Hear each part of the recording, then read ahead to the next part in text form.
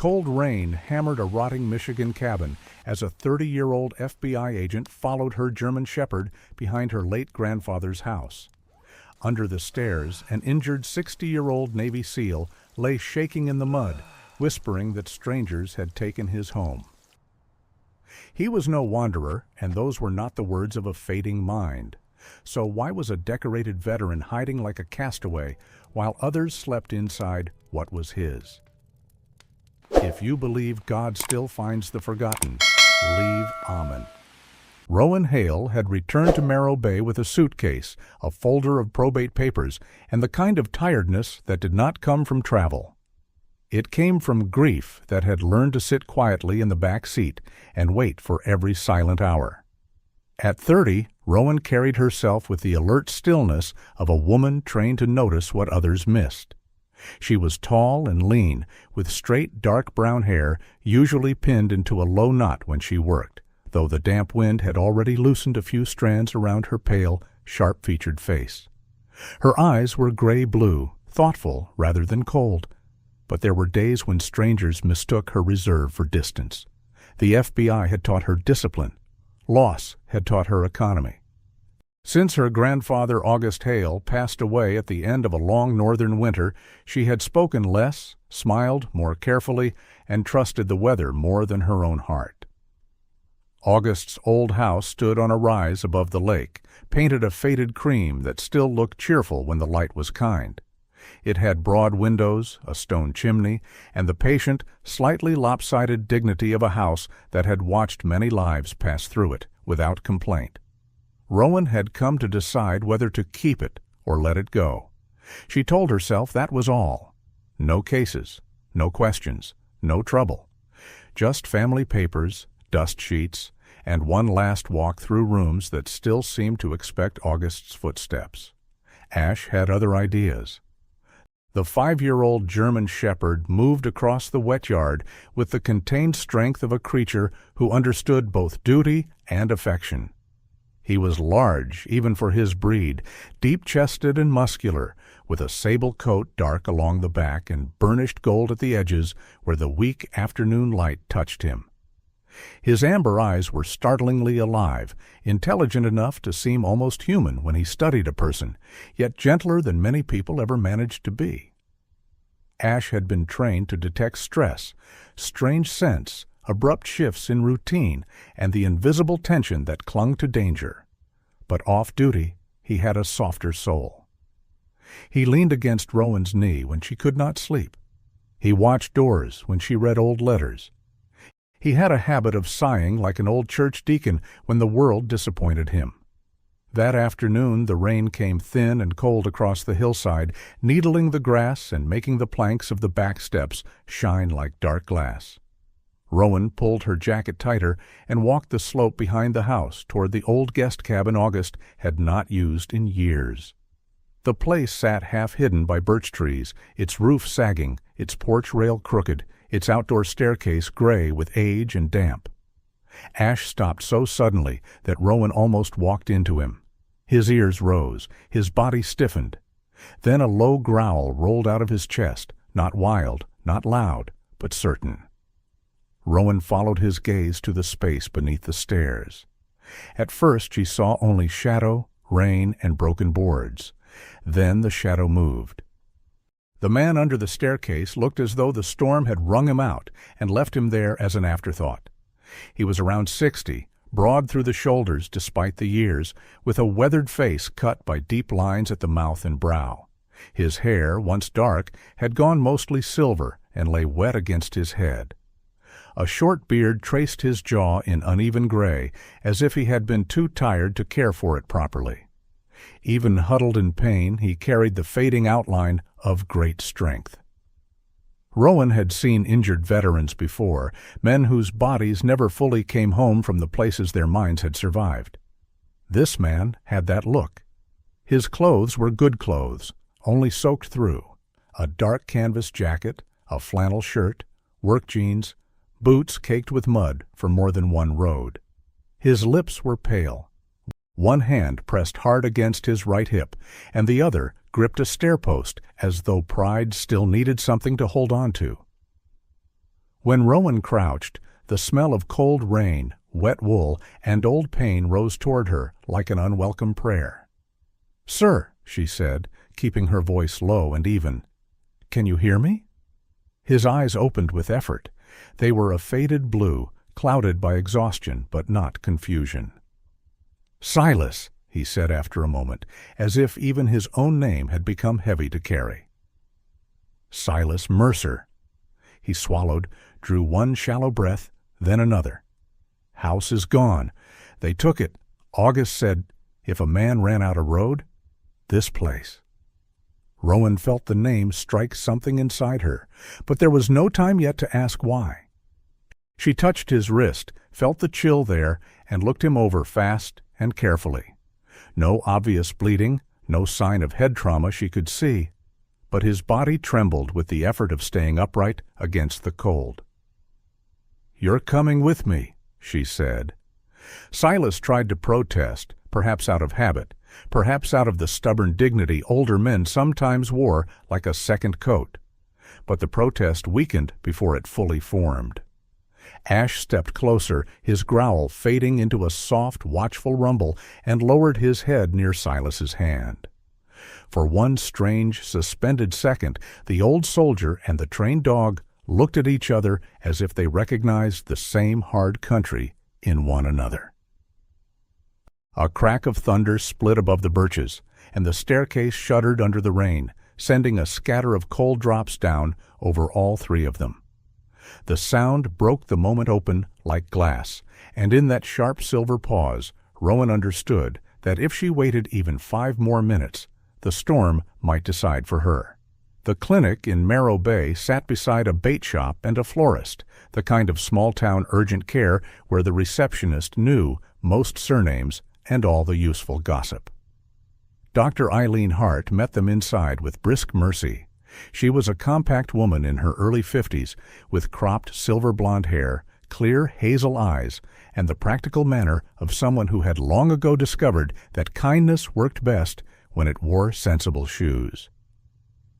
She examined Silas without fuss, ordered warm blankets, fluids, and a pain injection, and asked questions in a tone that left no room for grandstanding. By then, Rowan had learned enough to worry properly. Silas's condition was not simply rain and fatigue. He had old nerve damage, likely worsened by a military injury to the lower spine and hip, and he had gone too long without the medication he normally took to keep the pain manageable.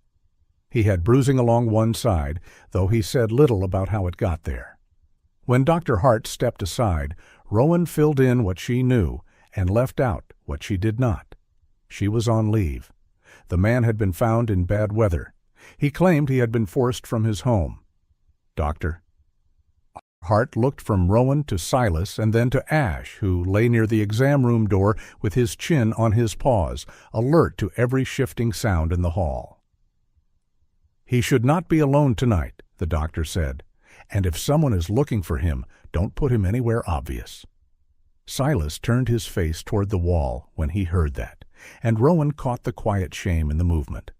Not fear exactly. Something sadder. A man who had once protected others now needed a place to be hidden. There was a kind of sorrow in that which no chart could record. By the time they returned to August's house, evening had begun drawing blue shadows over the lake. Rowan helped Silas up the front steps, one careful pace at a time. He hated the help. She could feel it in the stiffness of his shoulders. But he accepted it, and that too told her something about how far he had fallen that day. Inside, the house smelled of cedar, old books, and the faint coffee-like warmth that still clung to the walls after August was gone. Rowan settled Silas in the downstairs guest room with dry clothes from a storage trunk and a blanket thick enough to make the bed look like winter had surrendered at last. He thanked her in a voice so rough it sounded unused. Not many words, but honest ones. Later, after he had fallen into the uneasy sleep of the newly rescued, Rowan stood alone in the front room, rain tapping softly at the windows, and let her eyes travel over the familiar shelves, framed maps, and photographs. That was when she saw it. On the mantel stood an old picture she had noticed 100 times and never really studied. August Hale, older even then, stood on a sunlit dock in a denim jacket, smiling that rare, sideways smile he saved for people he trusted. Beside him was a younger man in navy whites, taller, straighter, with stronger color in his face and a restless kind of pride in his bearing. The jaw was the same. The eyes were the same. Even time had not erased them. Silas Mercer. Rowan stepped closer, her pulse slowing instead of racing, because some truths arrived not like lightning but like a key turning in an old lock. So that was why he had come, or part of why. Somewhere in the house, Ash rose from where he had been lying and padded back into the room. He did not settle near the fire. Instead, he returned to Silas's wet jacket, hanging by the mudroom door, sniffed it once, then crossed to August's old bookcase and stood before a smaller frame tucked near the end. His ears tipped forward, his tail stilled. Rowan walked over and lifted the frame. It was another photograph, older and darker, the edges worn soft by years. She turned it over, and there, in August's firm, slanted handwriting, were the words that changed the shape of the night. "If Silas ever comes back, trust him before you trust the papers." Morning came to Marrow Bay in a pale wash of silver light, the kind that made the lake look innocent, even when the wind still carried the memory of rain. Rowan Hale stood in the kitchen of her grandfather's house, with both hands wrapped around a mug gone warm rather than hot, watching thin bands of sunlight stretch across the floorboards August had once refinished himself. The house was quiet except for the hum of the refrigerator, the faint tick of old pipes, and the slow breathing of a man in the downstairs guest room who had arrived out of the storm like a secret too tired to hide. Rowan had slept little. Grief had already thinned her rest these past weeks, but now curiosity moved beneath the grief like a second current. At 30, she knew how to separate emotion from evidence when work required it. Yet this was not work, not officially. She was on leave. She was a granddaughter sorting papers. She was a woman in an old house trying not to turn every bruise in the world into a case file. Even so, when Ash lifted his head from the rug and looked toward the guest room with that grave, steady intelligence of his, she knew the day would not stay simple. Silas Mercer was awake when Rowan stepped in with a tray of toast, black coffee, and the first dose of medication Dr. Hart had sent home in a paper bag. In the clear light of morning, he looked less ghostly than he had beneath the stairs, but time had not been gentle with him. He was a large man, gone lean in the hard way, not through vanity, but through pain and long habit. His face had the strong architecture of old military discipline, high cheekbones, a straight nose that might once have been broken, a jaw marked by gray stubble and stubbornness. His shoulders were still broad, but there was a carefulness in the way he sat up, the way he turned his torso 1 inch at a time to spare his lower back and right hip. He had the controlled manners of a man who had spent years making sure his suffering did not inconvenience anyone else. That, Rowan thought, was often the loneliest kind of dignity. Silas thanked her, then stared into the coffee for a moment before speaking as if the dark surface had become a place to gather courage. He told the story slowly, without drama, and that made it worse. He lived alone on Brightwater Bluff in a cedar-sided house overlooking a narrow inlet where the lake bent inward like a cupped hand. Behind it stood a small boat workshop he had run for years, fixing hulls, sanding old wood, keeping fishermen and summer people afloat. It was honest work, quiet work, the sort of labor that let a man stand beside pain instead of beneath it. Then, 6 weeks ago, he collapsed in his kitchen when the cold set his nerves on fire and the medication made his legs give way. Someone called for medical help. He woke later to tests, questions, and polite faces already deciding things around him. A temporary emergency guardianship, they called it. The phrase sounded clean enough to belong in a brochure, but Silas spoke it like a bitter taste. A doctor he barely remembered seeing had signed a report suggesting impaired judgment. A court order appeared with shocking speed. His bank accounts were frozen for protection. His property access was restricted pending review. By the time he returned to Brightwater Bluff, he found new locks, 2 small cameras fixed under the eaves, and a dark SUV parked where his truck usually sat. A man he had never seen before opened the door and told him the house was under managed supervision now. Silas tried his key. It did not fit. He asked for his phone, his wallet, his VA medication, the file box with his service records. The man said those matters would be handled through proper channels. Rowan watched his face while he spoke and saw the moment memory became humiliation. "I wasn't confused," he said quietly. Hurting isn't the same as confused. His voice did not rise, but it sharpened around the edges like glass under water. He told her he had tried to get help once before, borrowing a phone at a gas station. A local deputy came out, read the guardianship paperwork, and treated it like a civil matter, wearing official clothes. The deputy, Leon Vickers, was a thick-bodied man in his late 40s with a tired red face, sandy hair cut too close at the temples, and the weary manner of someone who had long since decided most trouble was above his pay grade. He had not been cruel exactly. That was the painful part. He had been indifferent in a practiced, lawful way. "Sir, this isn't something I can untangle roadside," he had told Silas. "Take it up with the court." A man freezing outside his own house had apparently become paperwork. A spoon slipped from Rowan's fingers and struck the rim of the tray with a bright, ringing note that snapped through the room like a tiny bell. The sound was so sudden, so clear, that both she and Silas looked up at once, and in that brief silence she felt a strange, unwelcome certainty settle into place. This had happened too neatly to be ordinary. After Silas drifted into a doze, Rowan carried her laptop to August's old study and sat at the desk facing the window. The room still held her grandfather's habits as if they were a kind of weather, his reading glasses folded beside an atlas, pencils sharpened evenly in a chipped mug, a brass lamp that cast a buttery circle over the blotter.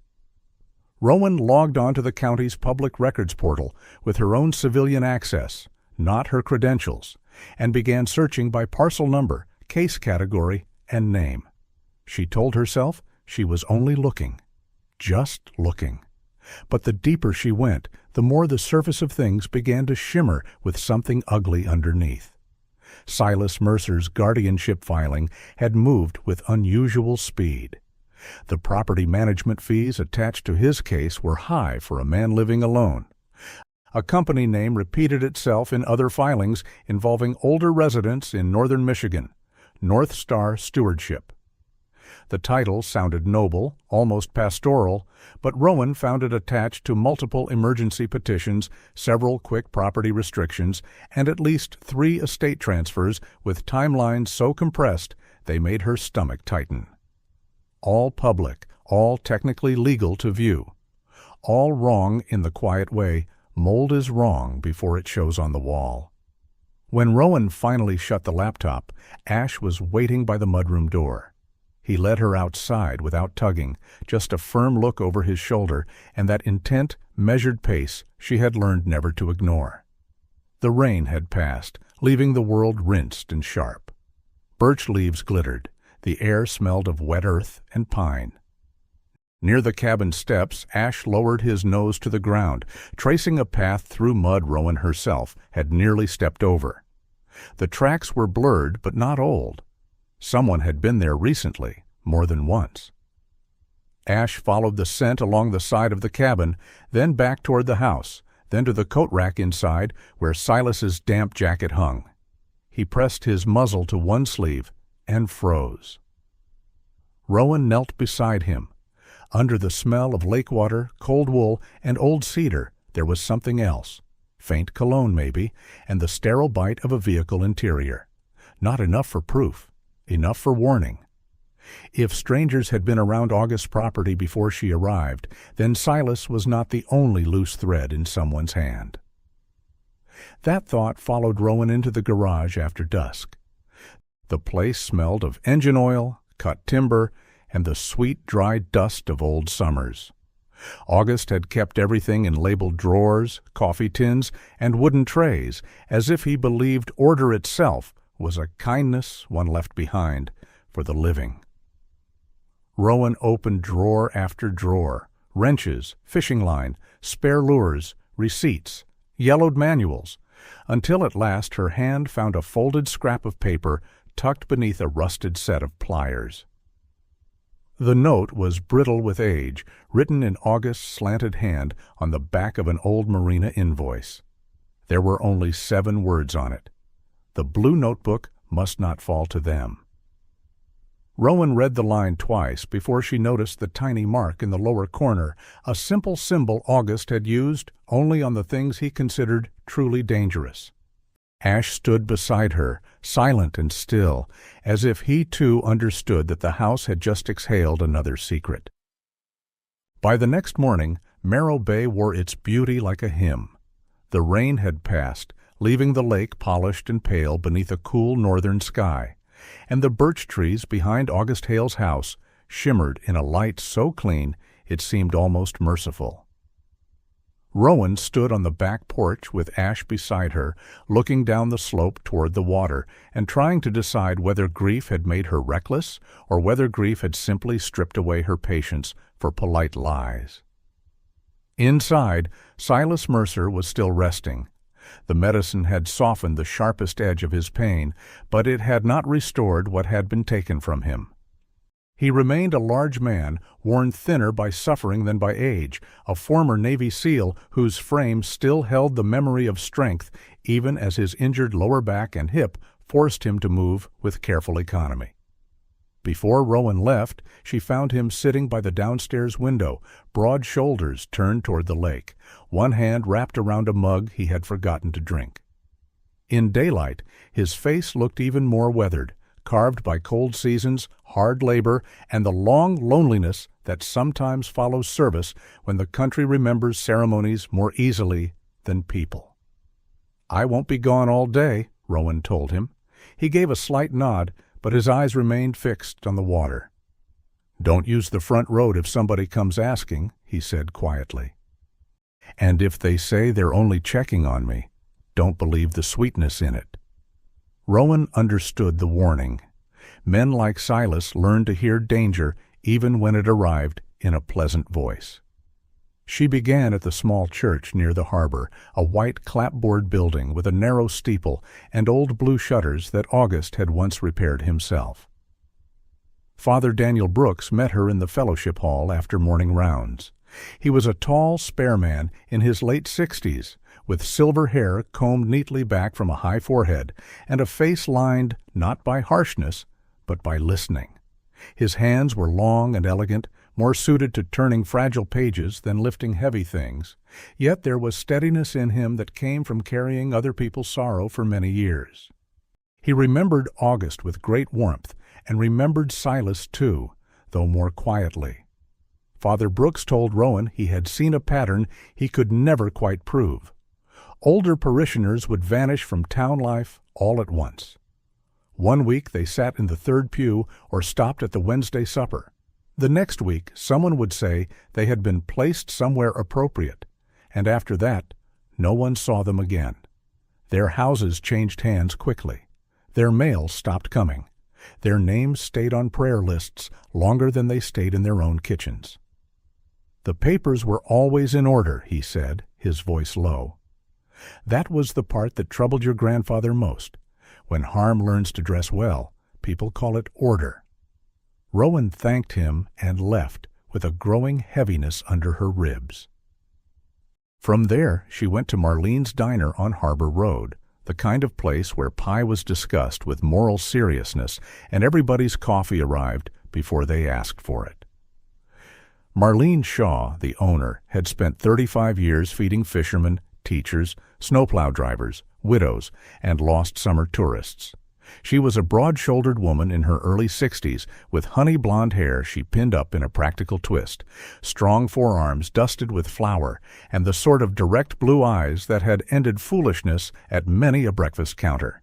She loved people, but not sentimentality. August had respected that in her. When Rowan asked careful questions, Marlene wiped down a table twice before answering.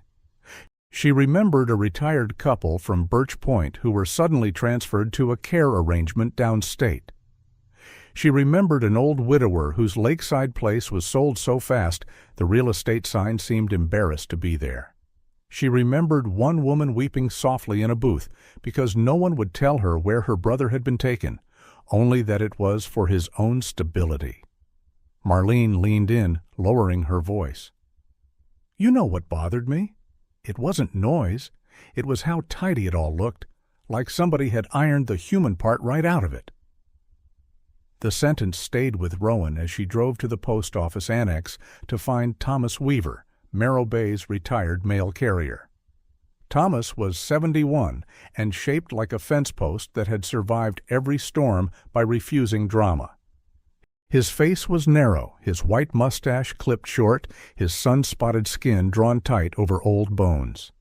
He still wore sturdy boots and spoke in the deliberate rhythm of a man who had spent decades moving through weather and learning what silence concealed.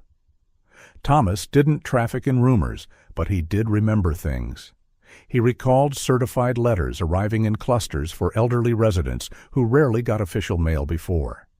He recalled forwarding orders filed suddenly, then reversed. He recalled parcels addressed to legal custodians instead of the people who had lived in those homes for years. "Your granddad started asking about it around last fall," Thomas said. Not loud. August never was loud. But once he got quiet in a certain way, it meant he was building something in his head. As Rowan stepped out of the annex, a gull slammed down onto the hood of her car with a wild burst of white wings, its cry sharp as tearing cloth in the bright air. For one strange heartbeat, the whole parking lot seemed to freeze around that sound, and Rowan felt the chill certainty of it again. These people had not merely faded away. They had been erased carefully, almost politely, as if disappearance could be managed like landscaping. Her last stop was the county records office in neighboring Alder Creek, where Nancy Bell, a clerk nearing retirement, had worked so long that half the courthouse seemed to breathe in her rhythm. Nancy was a small woman with soft gray curls, pearl earrings, and a cardigan the color of faded mint. Her face had a gentle, almost grandmotherly fullness, but her eyes were keen and dry with experience. Years behind public counters had taught her how power moved when it wanted not to be seen. She did not hand Rowan anything improper. She did not need to. She simply pointed Rowan toward public indexes, fee schedules, and filing dates that could speak for themselves. Emergency petitions, asset supervision orders, rapid approvals. The same guardianship company appearing again and again, North Star Stewardship. By early afternoon, Rowan had enough names to begin connecting Merrow Bay to Detroit. Judge Lenora Pike appeared in court records as polished and formidable, her official portrait showing a handsome woman in her 50s with smooth bronze skin, sculpted dark hair, and the composed gaze of someone long accustomed to being obeyed. Attorney Calvin Reddick surfaced beside her in linked filings, a veteran elder law specialist whose photograph showed a narrow-faced man with rimless glasses, careful silver hair, and the cultivated gravity of old ambition. Maureen Vale, owner of North Star Stewardship, was listed on multiple appointments. She appeared online as an elegant woman with sleek auburn hair and a smile too expensive to be sincere. And at the edge of several related payment trails stood Darius Holt, operator of residential care homes in northern Michigan, a heavy-set man with a shaved head, deep-set eyes, and the patient expression of someone who preferred other people to do the panicking for him. On paper, they formed a net of service. In Rowan's mind, they were beginning to look like a machine.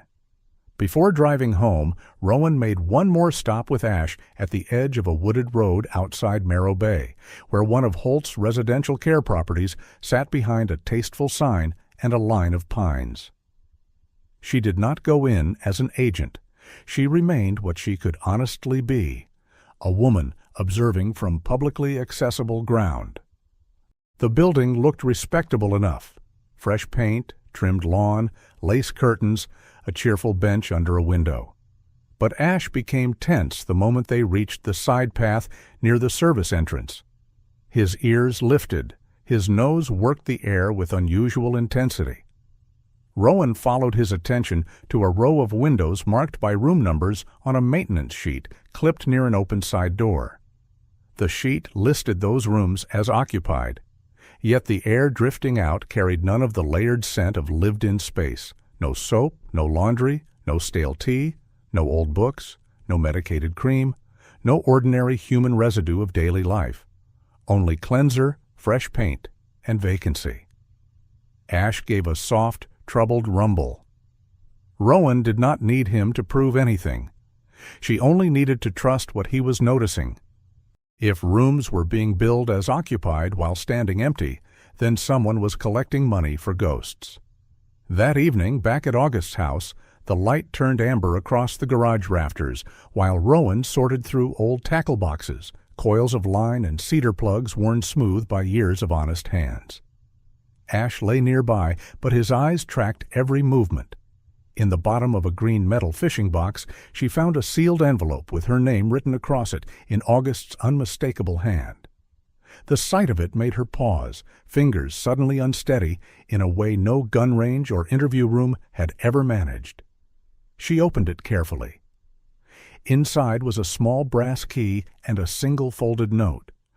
Rowan read the line once, then again, while the shadows deepened around her, and Ash rose silently to stand at her side. June Calder knows what this key opens. Rowan Hale left just after sunrise with the brass key in her coat pocket, and Ash sitting upright in the passenger seat, like a quiet witness to things that had not yet agreed to become facts. The road from August's house curved down toward the harbor, and then out along the old breakwater, where the lake opened wide and cold under a pale northern sky. Marrow Bay looked almost too beautiful for corruption. The water shone like brushed steel. Gulls drifted low over the docks. The old beacon house stood near the point, weathered white with blue trim, enduring wind and salt, and years the way some people endured sorrow, without display, without surrender. That was where June Calder lived. Rowan had heard the name many times when she was younger, always spoken by August in the tone he reserved for people he trusted with silence. June opened the door before Rowan could knock twice.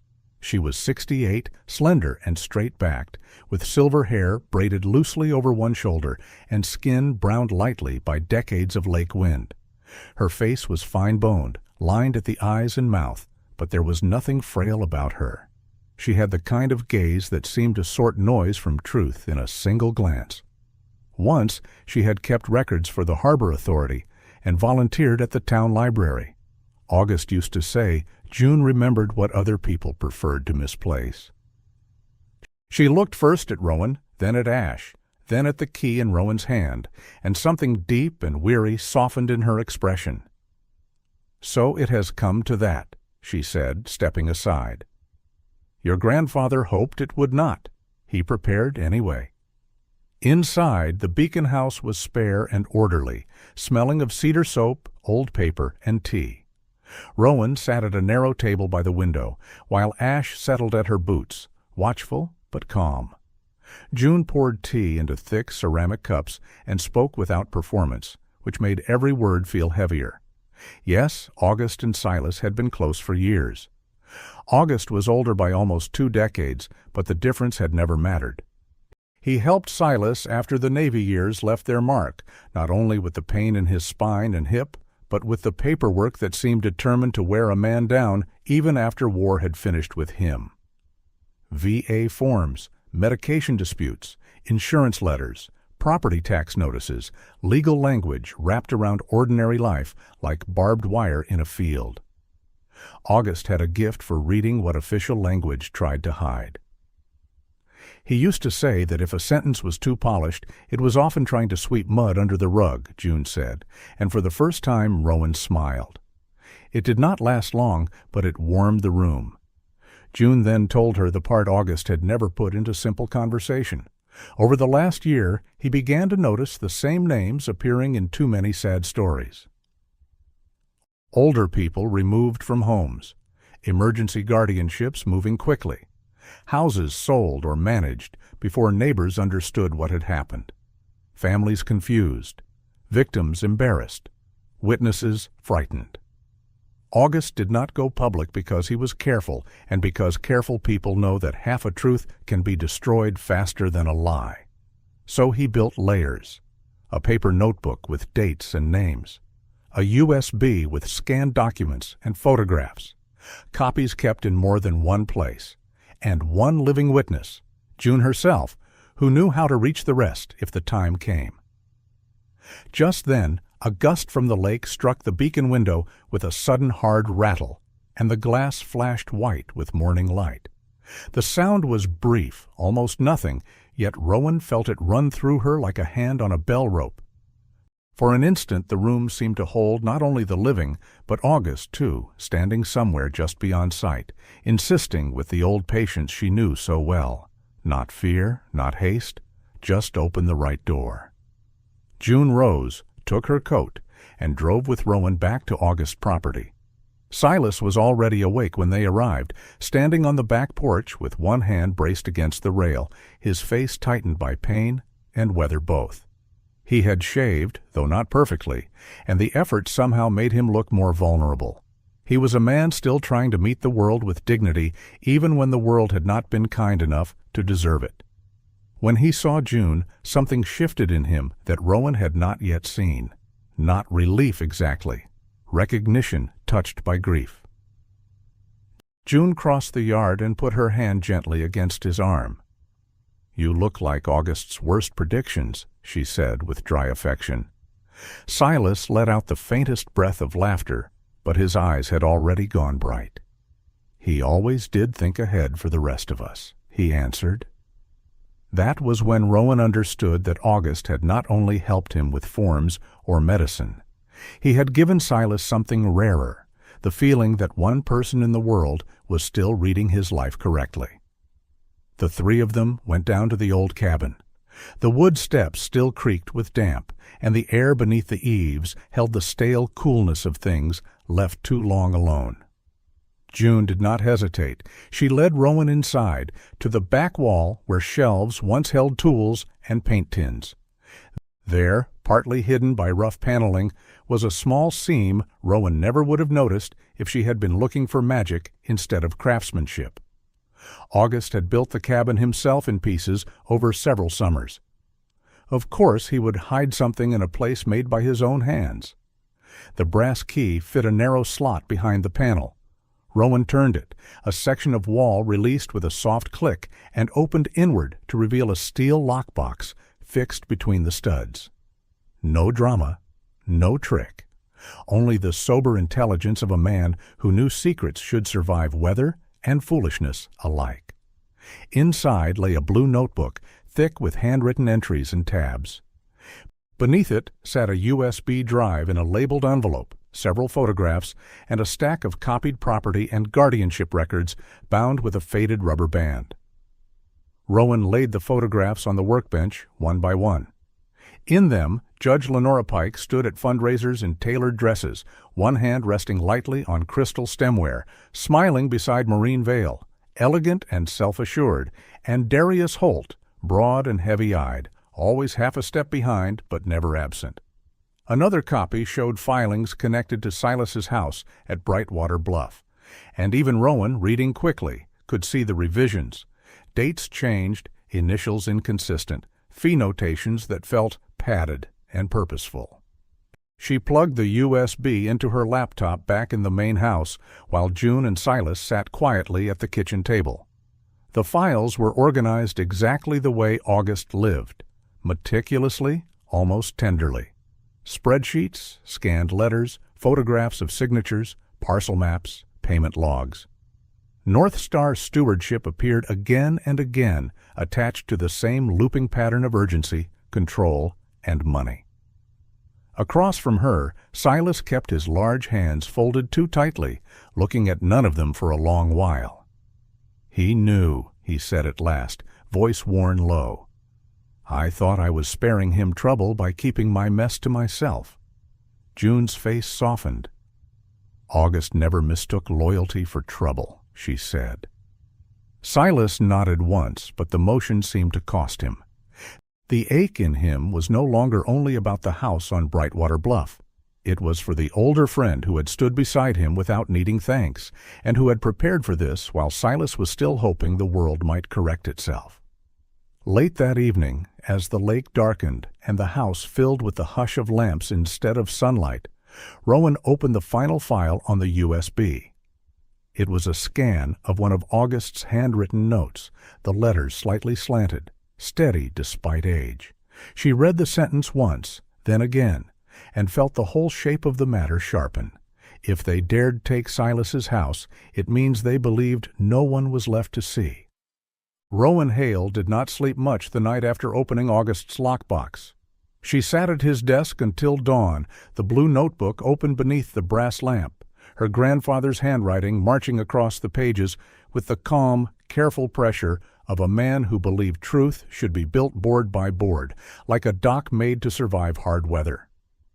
When the first gray light reached the lake, she made the call she had been postponing only long enough to do it correctly. By mid-morning, she was on a secure video line with Detroit. On the screen appeared Supervisory Special Agent Nora Keene, a woman in her early 40s with copper-brown skin, dark hair cut to the chin in a clean professional line, and deep-set eyes that missed very little. Nora had the stillness of someone who had spent years listening to liars until even silence started talking. Her voice was low and even, with none of the false warmth bureaucracy sometimes borrowed when it wanted compliance. Rowan laid everything out plainly. Silas Mercer's sudden emergency guardianship, the altered access to his home, the evidence August had preserved, the repeated appearance of North Star stewardship, and the names that now formed a pattern between Morro Bay and Detroit. Nora listened without interruption, then asked 3 precise questions that told Rowan exactly what kind of investigator she was. When Rowan finished, Nora leaned back slightly and said, "You did the right thing by stopping here. Because of your personal ties to the complainant and to the source materials, you won't touch lid status on this. You'll stay a reporting witness, local liaison, and contextual support. From here, my team handles the federal spine." Rowan agreed at once. There was relief in hearing the line drawn clearly. Some part of her had feared that stepping back would feel like abandoning the truth. Instead, it felt like placing something fragile into steadier hands. By noon, Detroit had sent up a small team to Morro Bay. The first to arrive was Special Agent Adrian Cross, Nora's field partner, a broad-shouldered black man in his late 30s with close-cropped hair, a scar tucked into one eyebrow, and the patient, ironed calm of someone who had grown up early and never fully put that skill down. His suit sat neatly on him, but his hands belonged to real work. With him came Mina Flores, a forensic financial analyst in her 30s, petite and dark-eyed, her black hair pinned in a loose twist, her posture composed, her laptop already open before she had fully sat down. Mina spoke softly, almost gently, yet there was something wonderfully merciless in the way she read numbers. Where other people saw spreadsheets, she saw motive-wearing arithmetic.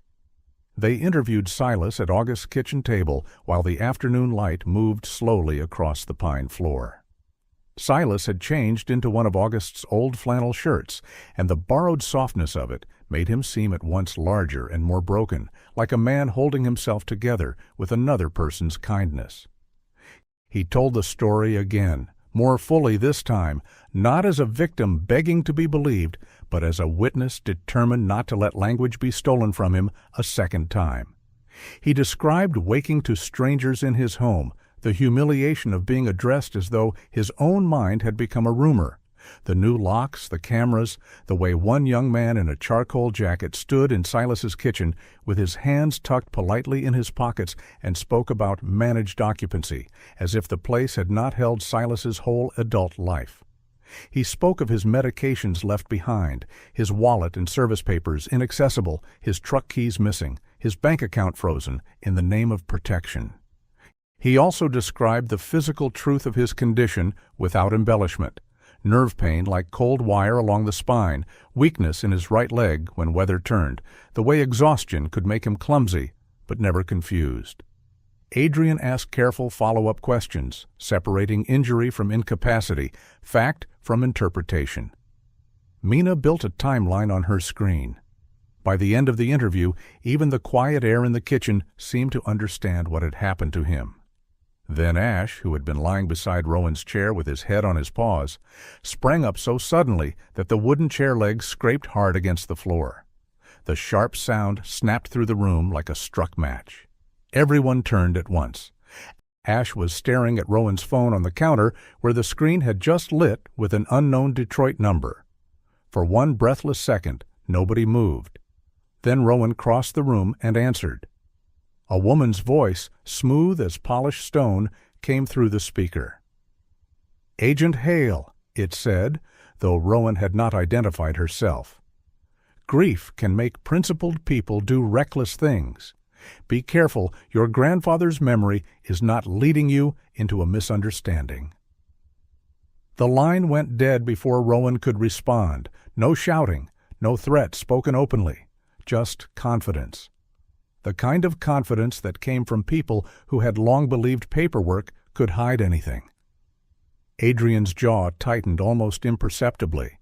Nora, when briefed seconds later, did not sound surprised. Rowan understood the message at once. Her public records requests under her own name had not gone unnoticed. The machine was arrogant enough to smile while it measured her. From there the case accelerated.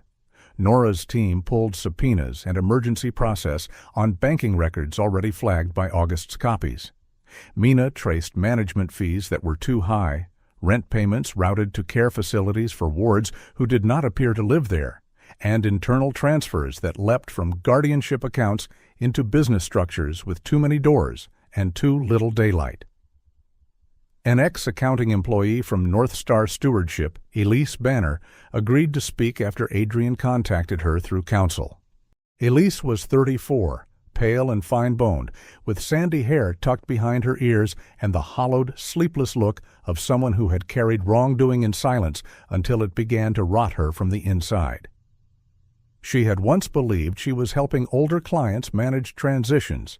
Then she saw ledgers for empty room charges, copied signatures, inflated stability expenses, and coded notations used when a ward's property was especially valuable. Her statement, paired with the files August preserved and the public record trail Rowan had assembled, gave Nora enough to push harder. Within 2 days, the team secured a search warrant limited to Silas's property at Brightwater Bluff, tied specifically to evidence related to fraudulent guardianship administration and unlawful control of personal assets. Rowan did not enter the house first. That mattered. She remained at the perimeter with Silas while Adrian, Nora, and the evidence team went in under authority. Silas stood very still, cane in hand, his face gray around the mouth as he looked at the dark shape of his own house against the late-day water. It was the stillness of a man watching someone else walk through the rooms where his life had once been ordinary. Ash, working under control and not imagination, accompanied the team only after entry was cleared. He moved through the kitchen, the hall, the workshop door, not like a miracle, but like what he was, a trained dog noticing what trained people might otherwise overlook. At the far wall near a storage alcove, he halted, nostrils flaring, body tensing. Adrian crouched near the paneling and saw it then. Fresh screws with cleaner heads than the surrounding metal, a faint line in the wood, newer paint over older grain. Behind the wall they found sealed folders, cost sheets, occupancy records, medication logs, and draft assessments designed to support the picture of Silas as a man too impaired to control his own affairs. Not enough to finish the whole network, but enough to prove that what had happened in Morro Bay was not confusion. It was procedure weaponized. By nightfall, Nora had enough for the next step. Synchronized warrants in multiple locations, including offices tied to North Star Stewardship and associated financial records downstate. Vehicles were readied, paperwork signed, radios checked. The lake had gone dark by the time Rowan helped Silas into the passenger seat of her SUV at the overlook above Brightwater Bluff. Below them, his house stood in silhouette against the water, all windows dark, as though it too were holding its breath. Silas stared at it for a long moment, one hand resting on the cane across his knees, and when he spoke his voice was so quiet Rowan almost missed it. "If I get that house back," he said, "the thing I want most won't be the furniture. I just want to walk in through the front door like a human being." The morning the case broke open across Detroit and northern Michigan, the sky above Merrill Bay was the color of clear glass after rain. Rowan Hale stood at August's kitchen window with a cup of untouched coffee and watched the first stripe of sun slide across the lake, pale and steady, as if heaven itself had decided the day should begin clean. She was not in command of anything, and strangely, that gave her peace. For once, she did not have to carry the whole weight of truth in her own hands. Detroit had done what August had once done alone, only now it had badges, warrants, analysts, and enough patience to pull a rotten thing apart, board by board. Nora Keene kept Rowan updated in clipped, careful calls. Search teams had entered offices tied to North Star stewardship. Financial records were being seized. Protected communications were being preserved. Judge Lenora Pike, who had worn power like silk for so long, was now faced with documents that matched too precisely to brush aside. Calvin Reddick's legal strategies had begun to look less like sophistication and more like scaffolding around theft. Maureen Vale's polished guardianship empire no longer looked charitable under federal light. Darius Holt's facilities, once presented as places of care, now carried the weight of occupancy records, payment trails, and rooms that had been billed full while standing quiet as abandoned hymnals.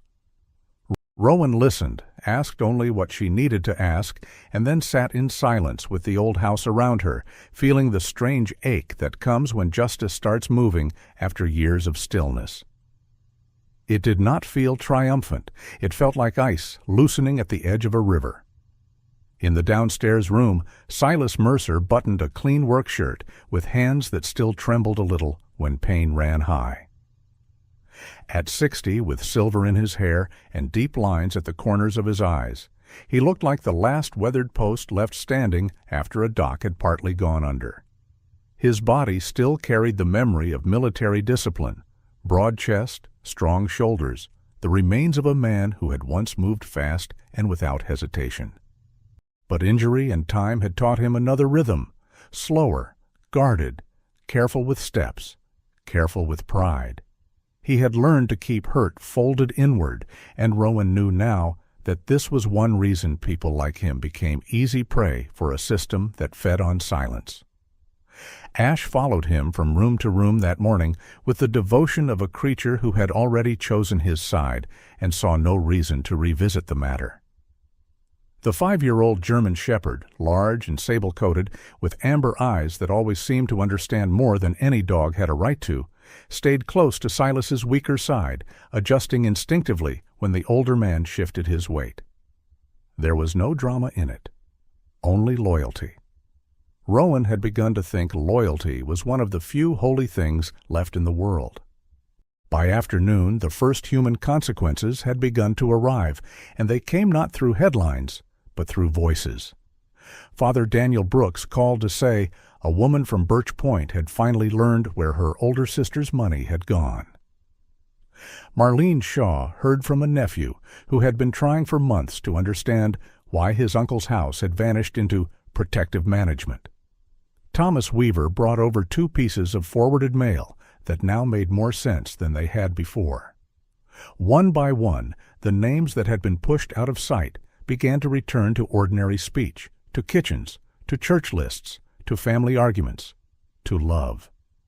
It moved Rowan more than she expected, not the downfall of important people.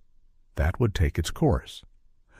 What moved her was the restoration of simple belonging, a name back in its own mailbox, a sister spoken of as present rather than misplaced, a veteran no longer reduced to a court phrase. August had seen that long before she did. This had never been only about money. It was about who got to keep being called fully human. Late that afternoon, 3 sharp knocks struck August's front door, crisp as splitting wood in the quiet house.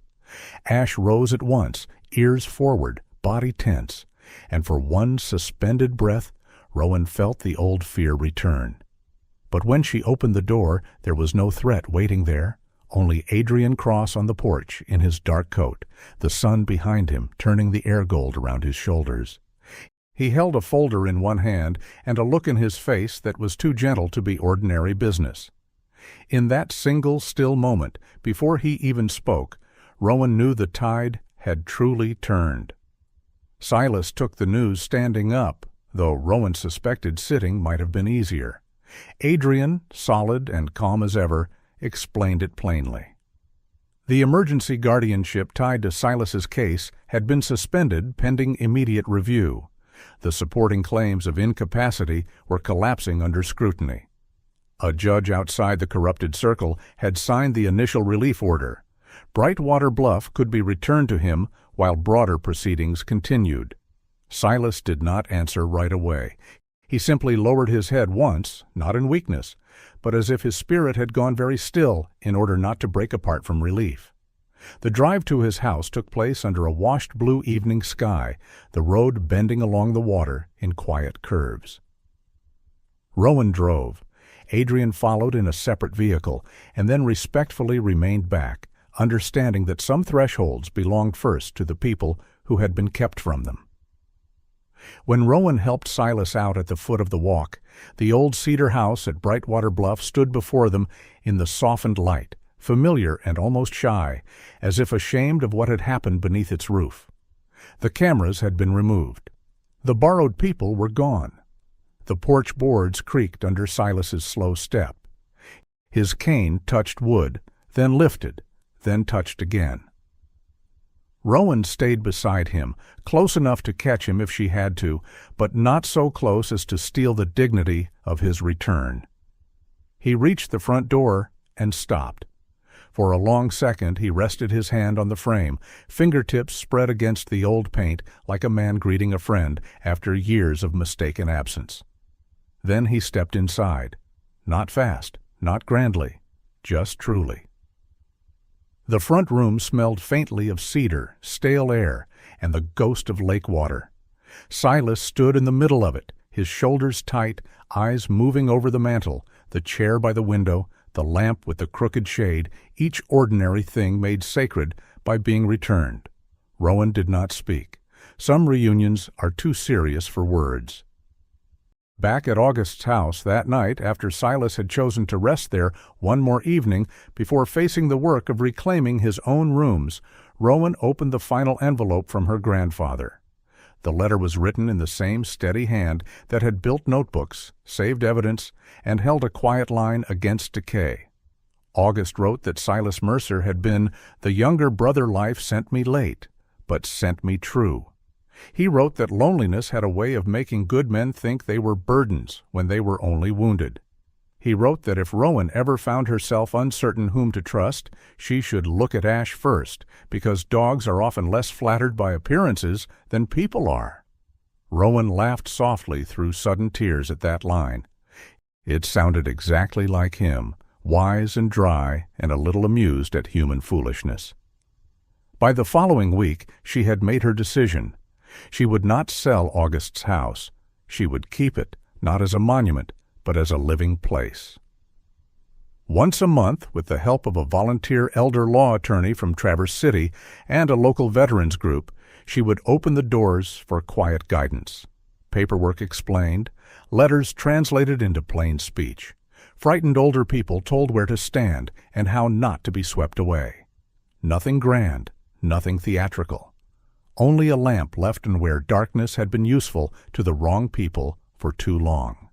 On the last evening of that first week, Rowan and Silas sat at the dock behind August's house while the lake turned silver under the falling light. Ash lay between them, his head on his front paws, eyes fixed on the shining water, as if still guarding the place where destiny had first changed direction. Rowan looked at him and finally understood that the story had begun not with a warrant, nor a judge, nor a stolen house, but with one dog stopping beneath a staircase in the rain, because he knew something human had almost been forgotten. Some lives are not saved by sirens. They are saved by a dog who knows how to stop where people think nothing is left. At its heart, this story reminds us that a human life should never be reduced to paperwork, age, weakness, or silence. Every person deserves dignity, truth, and the right to be seen. Silas did not only lose a house, he nearly lost his place in the world. But even in that dark season, kindness still found him. One woman chose to care, one faithful dog chose to stop, and one old friend, even after passing on, had already left a light behind. Sometimes that is how grace works. It does not always arrive with thunder. Sometimes it comes quietly, through loyalty, courage, and the right heart, arriving at the right moment. There is also a lesson here about animals and the sacred role they can play in our lives. Ash was not just a dog in this story. He was a protector, a witness, and in many ways, a guide. Animals often sense pain before we speak it. They stay when others turn away. They love without pride, and they remind us how pure devotion can be. If God places such creatures in our lives, perhaps it is because He knows we need their honesty, their comfort, and their quiet wisdom. Let us be gentle with them, protect them, and love them as the precious lives they are. In everyday life, not all battles look dramatic. Some people are lonely in their own homes.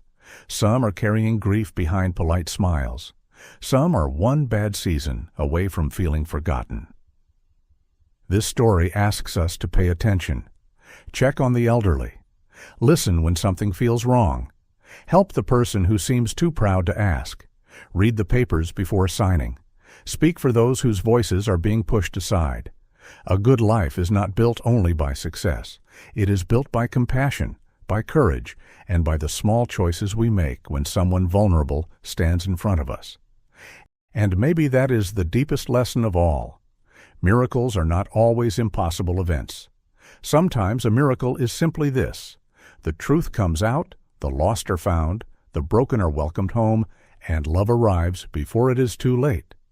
Sometimes God works through ordinary people, an old promise, and even the faithful heart of a dog. Sometimes heaven touches earth in the smallest acts of mercy.